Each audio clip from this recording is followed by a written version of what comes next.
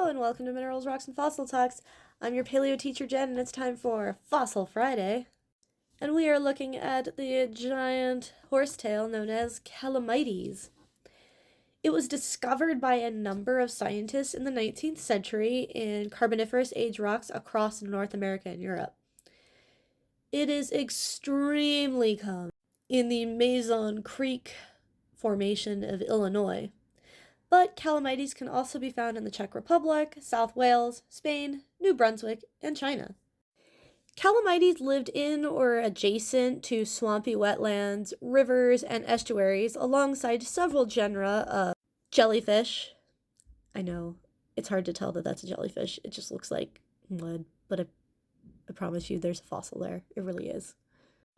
Annelid worms, snails and bivalves, ammonoids, nautiloids, and belemnoids, and brachiopods, sea cucumbers,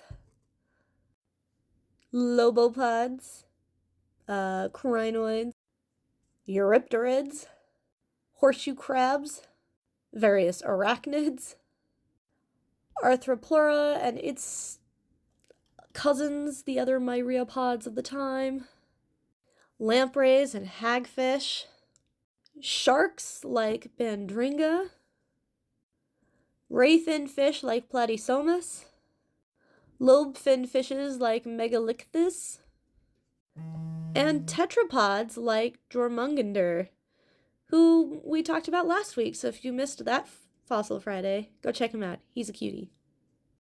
Calamites is a tracheophyte that belongs in Euphylophyta within Polypodiopsida within equisetails.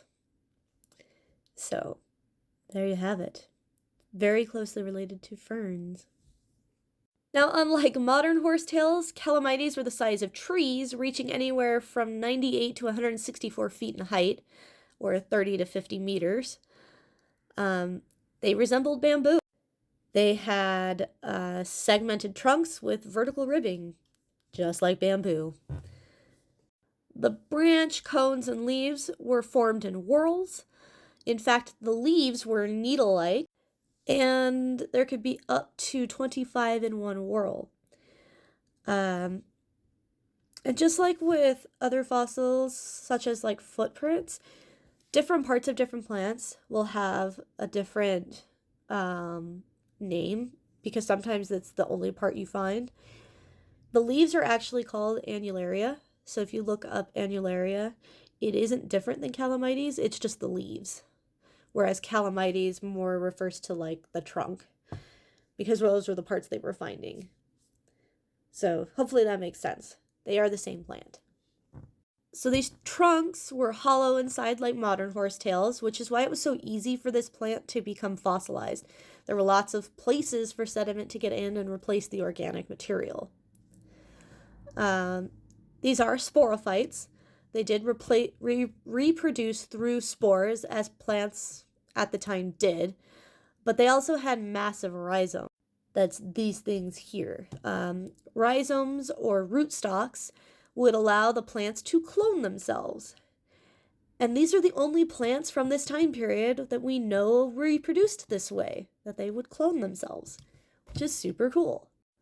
Well, thanks for coming to today's lesson, and make sure you tune in this weekend on my Patreon for the next installment in Minerals, Rocks, and Fossil Talks Junior. We're going to be looking at physics. And then tune in Monday to learn about the huge Mississippian limestone deposits we have here in North America. Have a good weekend and fossilize you later.